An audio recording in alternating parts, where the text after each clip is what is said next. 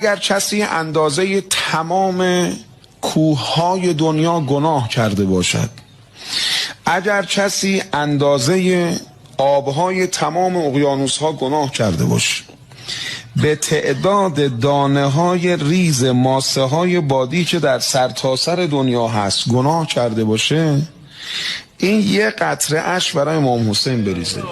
نه یه قطره هم نمیخواد. امام صادق علیه السلام چی فرمودن؟ فرمودن همین که این موجش خیس بشه. فرمودن اینم نمیخواد، همین اشک تو چشمش حلقه بزنه. بعد فرمودن اینم نمیخواد و من تباکی بکنه، به حال جری خودشو در بیاره. حضرت فرمودن تمام گناهانش که بخشیده میشه فله الجنه، تمام بهش مال این بابا میتونه باشه. سلام خدمت حاج آقا. یک سوال داشتم حاج آقا. شما که میگی هر کسی این همه گناه کرده باشه امام حسین میبخشتش و جاش رو بهشته، پس این وسط خدا چی کار است؟ خدایی که حسین رو آفرید من بندرم آفرید. اگه قرار امام حسین منو ببرد بهشت، پس این وسط خدا چی کار است؟ میشه اینو توضیح بدین؟